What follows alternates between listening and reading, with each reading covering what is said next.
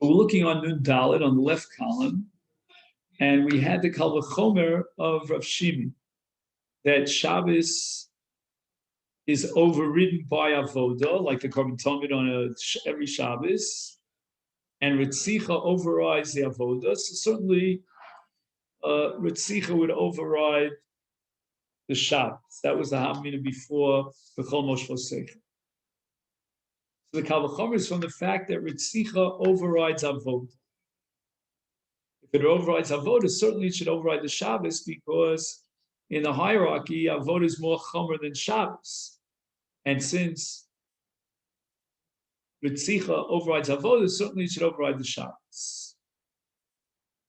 Ikshuat Tosfos, Neima, Dayo, Levomin, Adin, Lios, Kidnod. Shem Shein Ritzicha Doch is Vodel B'Shevi Al-Taseh, below Bekum Vaseh. Right? It means that we will not allow him to do the avodah. We'll just take him out to be killed. He's kachlo tidches Shabbos b'kum vaseh. You could derive only a case of shevi altaseh. You have no right to derive a kum vaseh, because we don't know that ritzicha is doch avodah b'kum vaseh. So he quotes an answer to Tosfos. This is the second answer. It's on the bottom left. You're 4 lines before the end of the page, right? He says, Od kosu Tosfos lefarish es hakal v'chomer b'derech acheres. Ma avoda kal. She nidches b'fnei ritzicha. B'chol zot doches haShabbos is ritzicha chamura me'avoda. Doches avoda. Kol shkein she doches haShabbos. Ulefi zeh. Now this is going to answer Tosfos kasha of Daya about the difference between kum vaseh and shevi al. How so? Because it's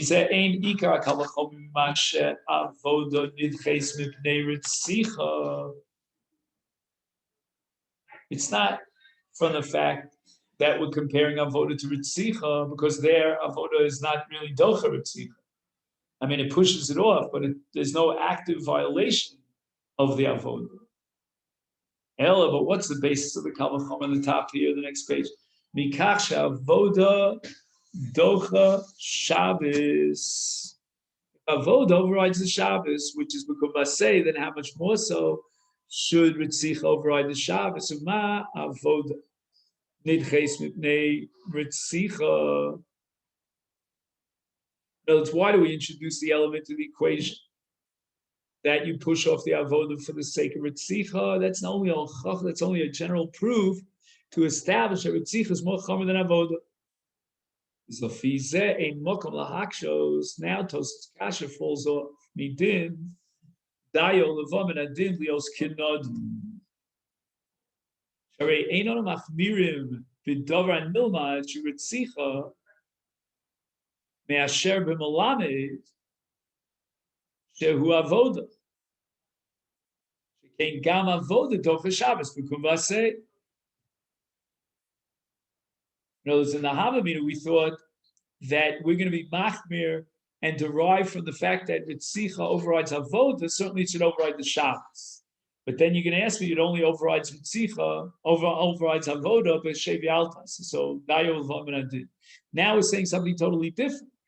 We're saying that from the fact that avoda is docha Shabbos, and that's already b'kum vaseh, how much more so ritzicha is docha Shabbos. And now you can't ask the question of Daya.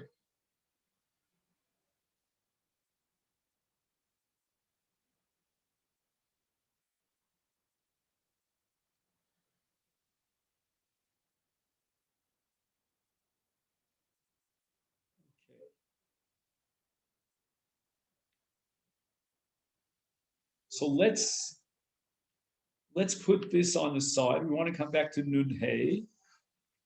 But first, let's take a look at the Gemara here where we stopped yesterday on Daf Esam and Aleph.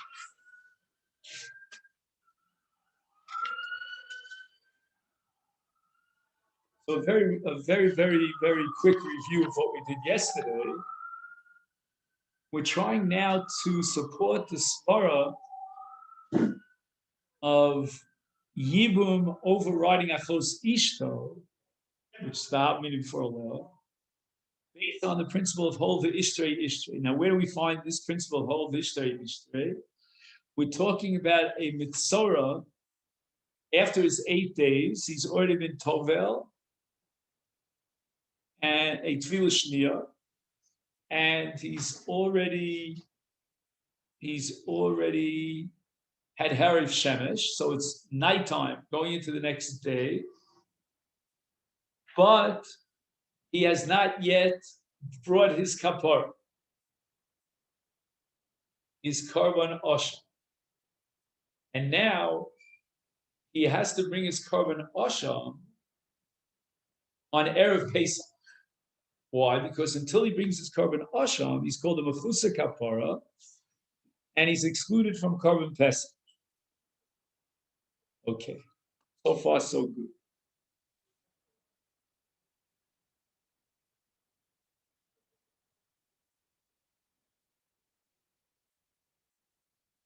Now, the problem is that in order for the Mitzorah to bring his karban asha, he needs matan domim v'bahonos yada v'ragl, and that has to be achieved in the azor. And now he's a mechusa kapara. He's not allowed to enter into the azor. Why? Because the azor is called the machna shechina, and a mechusa kapara is excluded from the machna shechina. So the answer is he's not going to go into the azora. He'll go into the Shar Nikronar, which was not Niskadesh, and has the status of Machna Leviyah, and that he's allowed to do. However, we said that the Matan Bahonos has to be implemented in the Azor. So what he does is he extends his hands and his feet, his right hand, his right foot, in order to facilitate the Kohen who's in the Azor to take the dam of the Ocham and do the Matan Bahonos. And one of the issues that we'll have to talk about is how is he allowed to extend his hands into the Azora? Isn't that the same as entering into the Azora? And a Mechusa Kapara is certainly not allowed to enter into the Azora. So that's the question that we have to have. And the answer is going to be, as Steve pointed out so well yesterday, that otherwise you would never be able to effectuate the Tara by bringing the karban osha of the Mitzorah, because he's not allowed to enter into the Azara. Okay. Now, the Brisa discusses a case where there's an overlap. Not only is he a mechusa kapara, this Mitzorah, but he also became a Baal Keri on that very day of Erev Pesach. And now he's Tovel, so he becomes what's called a Tful Yom, and it's before Hariv Shemesh. Now he's not allowed to go into the Azara. Ula happens to hold that by extending his fingers into the Azara, he is actually entering into the Azara. Therefore, he's violating an Isakares by extending his fingers into the Azara. So it's all one and fine and dandy and well that we're doing this for the ultimate goal of allowing it to bring the karban Pesach, which is itself a kares. But why would you give up one kares for another kares? So Bishlem, if he wasn't a carry, so then we have your svara that we have to allow the mitzvah to go into the Azara, miktas gufo, because otherwise there's no possibility of facilitating his karban asham and his matan domim. But if we're now adding to boot a carry, and now he's in Tful Yom under normal circumstances would not be allowed to extend his fingers into the Azara, because bia b'miksa shmei bia, and that would be a violation of Isakaris. So Ula points out that the only answer you could possibly suggest here is hol v'ishtrei, that once they were matir b'toras mechusa kapara for the mitzvah to go to put his hands into the azara. So we already see a matir. And once there's one matir, we can matir a second Isser as well, namely the Isser of Tzvul Yom. What do you say? Kind of like the slippery slope. So that's what I think is going on over here. I looked it over yesterday. I saw there's another issue we have about Rabbi Yochanan. He makes a big deal about Dvar Torah, afilu essay lesbet. And he holds that the entire Isser of entering into the Machna Leviyah is only the Rabbana. 1 second. And that he derives from a pasuk Divrei Yomim Chatzer Chadasha. And that's the Isser of Tzvul Yom going into the Machna Leviyah. Okay, fine, but we're talking about entering into the Machna Shechina.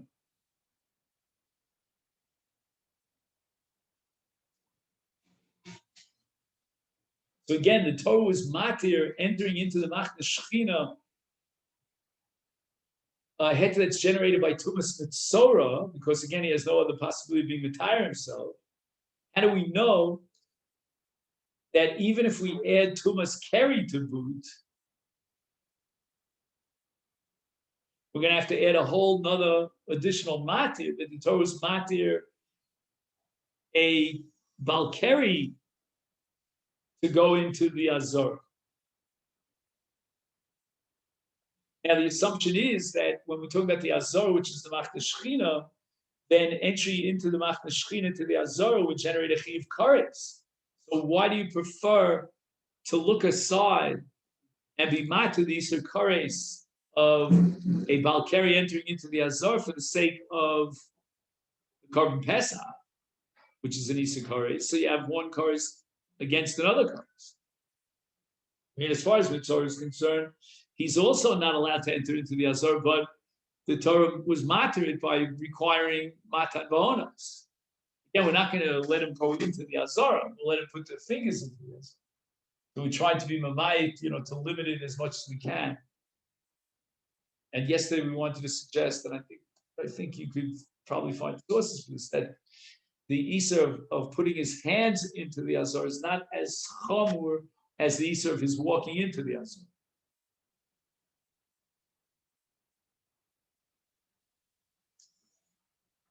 So this leads us to the top of Daf Ches Amud Aleph.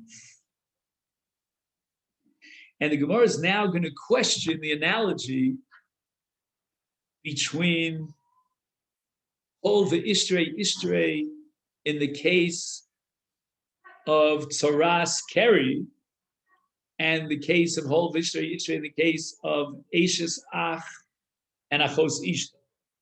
So let me just say by introduction to this sugya,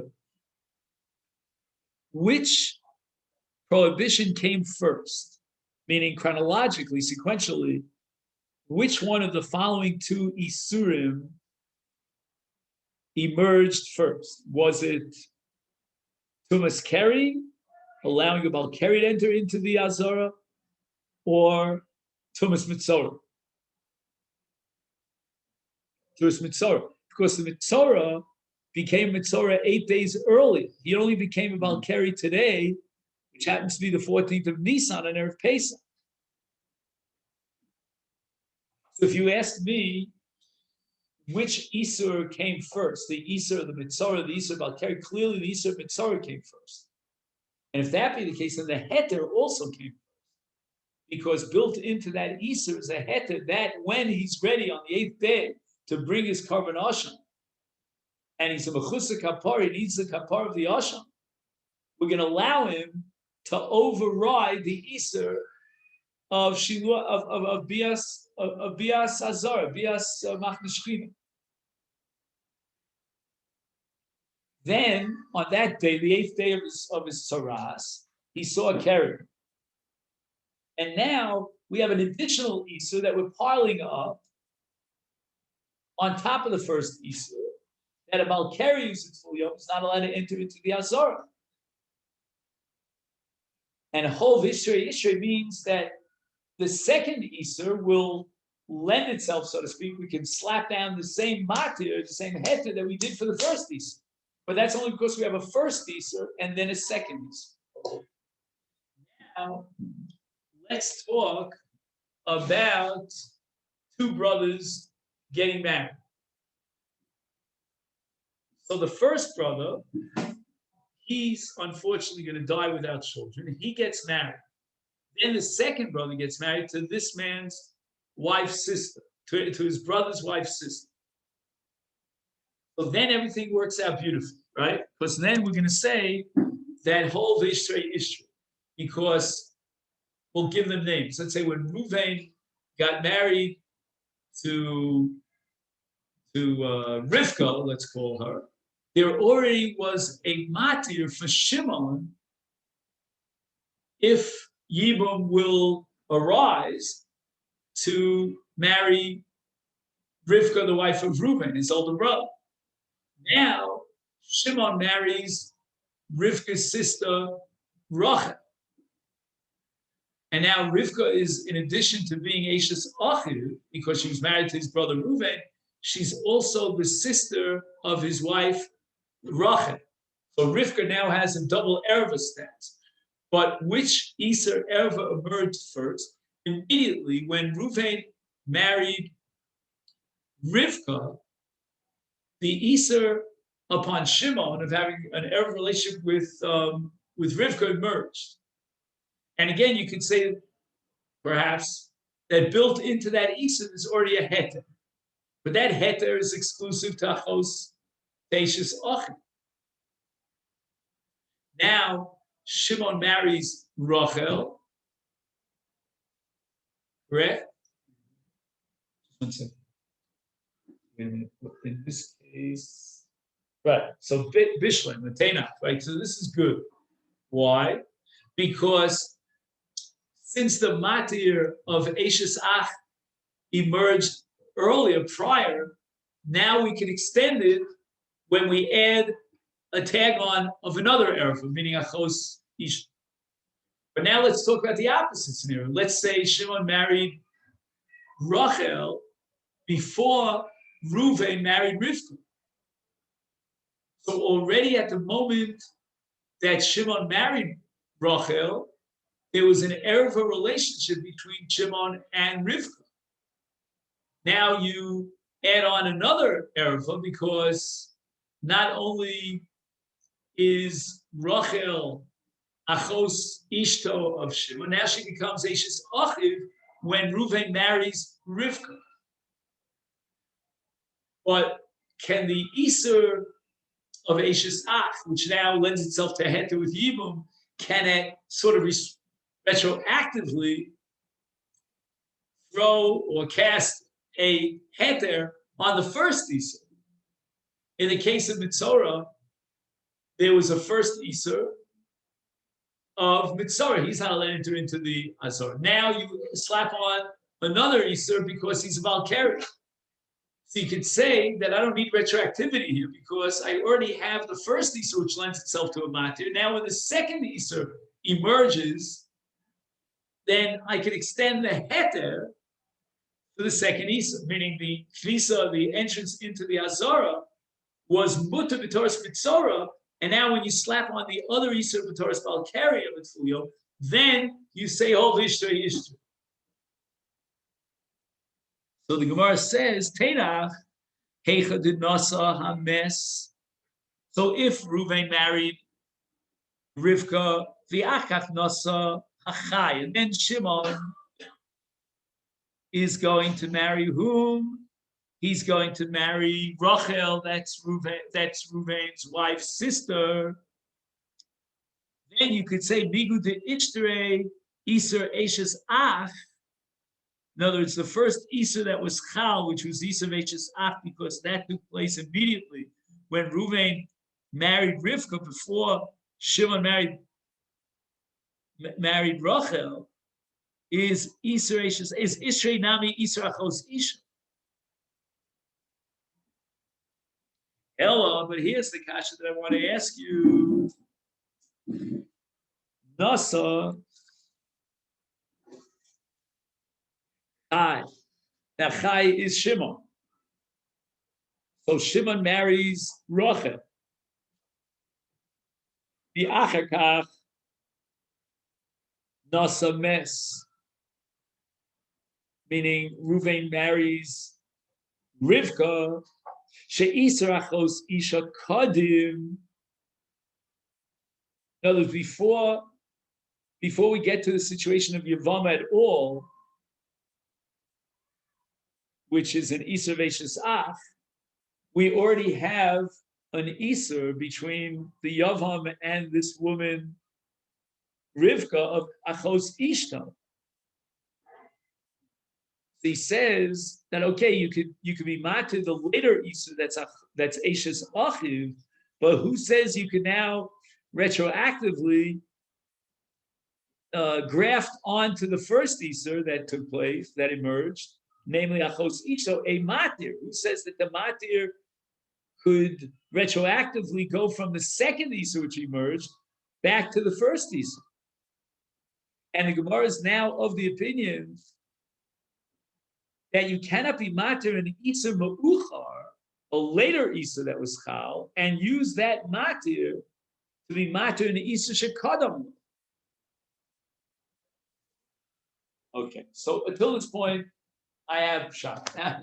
Now it got complicated. Now the Gemara is going to say that there's no analogy, even in the case where Ruvain, just 1 second. Yeah, even in the case where Ruvain married Rivka first. Even in that case, I don't understand.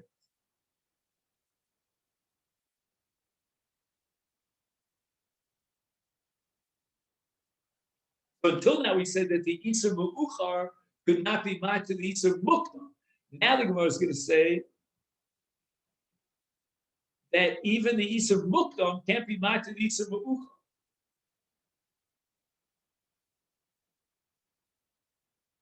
And why is that? Because you need a heter.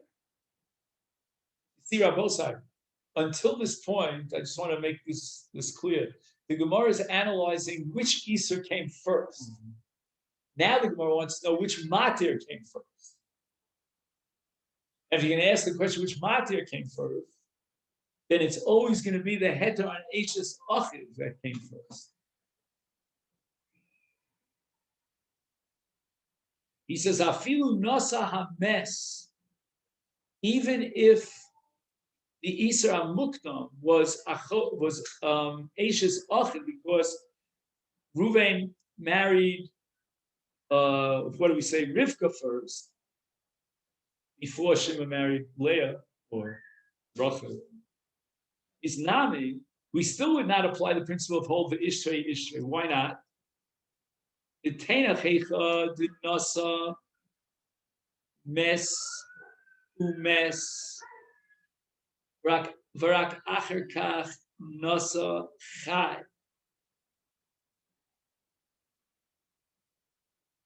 In other words, there was a moment in time in which the heter yibum, as a result of Misas Habal, would emerge, would be chal. And now, when there's an Isser Achos Ishto that emerges, the heter is still alive and well, right? Because there was Yibum. But Ella, let's see, now we'll get to the Gemara's Kasha. Nasa Mes. Below Mes. This is a moment in time when both Reuven and Shimon are happily married. Reuven is married to one sister, we'll call her Rivka, and Shimon is married to the other sister, we'll call her Rachel. Now, the Acherka,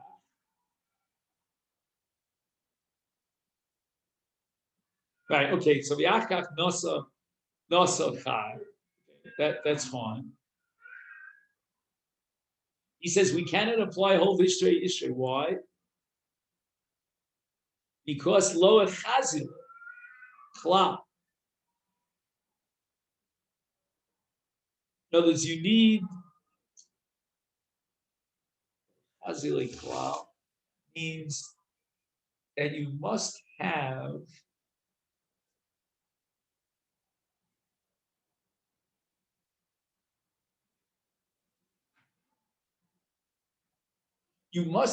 a simultaneous mati, meaning if both brothers married both sisters, and then one brother dies childless, then the mati could be chal on both arayos. If what? First, if Shimon had not married Rachel until after Reuven died, if it did not sound mess,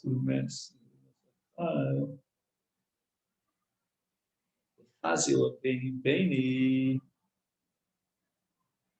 What does he mean by Chazil Beni? Masechet Yevamot, Peres Yomam, Masechet Misas Abal, Beni Suri Machos. In Aflish, yeah, Israel, Peter Ashes, Yater, Af, Os, Milo, Ella, but in any case, Nasa Mess. Velomes, underline those words, Velomes, Achakach, Nosachai. Now his brother Shimon marries Rachel. Again, as far as can be Masa'isa, we're okay. Los Chazile Klal, we're not going to say whole Ishtra, why not? Because at that moment, there was no Mati. No. Let's say better. At that moment, there was no possibility for the mitzvah of Yibum to emerge. You follow? Because he's already married to Achos Ishto before Reuven dies. I mean, if Reuven died first, so then his wife Rivka falls for Yibum to Shimon. And at that moment, there's going to be a matir on the Erev of Eishes Ah. So once that matir emerges, if Shimon now goes ahead and marries Rachel, we can how should I say, we can validly extend that matir on Eishes and apply it to Achos Ishto, and the Easter came first, so therefore we'll say a whole Ishto. But if Reuven is still alive when Shimon marries Rachel, then we would say that the Erev of Achos Ishto, when he marries Rachel, prevents the Yibum at all. So how can you talk about a matir of Yibum and then say whole Ishtray? You can't extend the matir if the matir never emerged at all to begin with. If Shimon has not married Rachel and his brother never dies, then the matir of Yibum has already applied vis-a-vis one Erev, and that's Eishes Ach. If he adds another Erev by marrying Leah, by marrying Rachel, then whole Ishtray, there was already a matir. But if he had married Rachel before Reuven dies, then the death of Reuven is not going to generate any sort of yibum, because you can't generate yibum when there's an erva of Achos Ishto. That's what I think the Gemara is asking. I know it's late, so I just want to read it inside to see if it works out.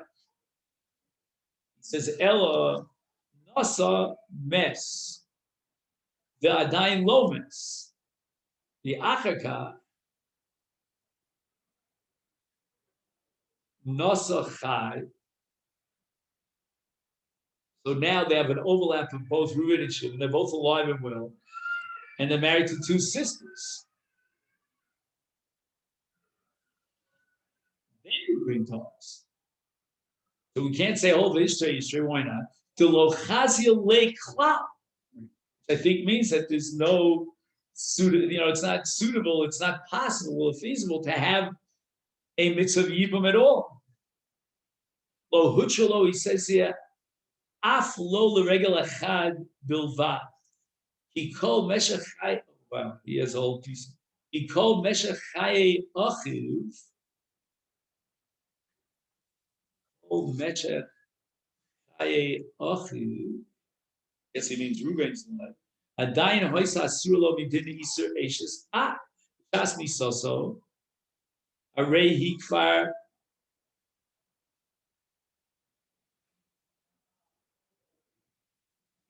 Asura olav mishum achos isha. Right, because since Shimon had married Rachel before Reuven dies, now the relationship between Shimon and Rivka is already that of Achos Ishta. The Ein Omrim Hol Vishrei Ishrei Ella Im Kain Kodam Heder Isar Rishon Lechalos Isra Sheni. Okay, then, so that's where we'll stop for now. This is a very, very challenging piece of Gemara. We're trying to work out the scope and the application of whole Ishrei Ishrei. And then I have this Ram and Hilchos Roksech, which I couldn't figure out exactly what the Mishnah Melech was fathered by. So the matter of Pesach, matter of just not hard. Pesach Sheni. Let me just think about that. That thought occurred to me yesterday. What about Pesach Sheni? So I think what's happening here is that within the context of the Chuya, we don't consider Pesach Sheni, meaning right now we have Pesach Rishon to deal with, and that's the way the Torah commands it. If we could work out a Dechia in Pesach Rishon, then that's what we have to do. And that's because Korban Pesach is a mitzvah sheish bo kares, so we have a real strong push to try to find a way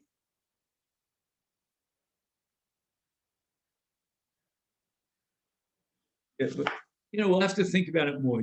There's a lot of. It's an interesting side point.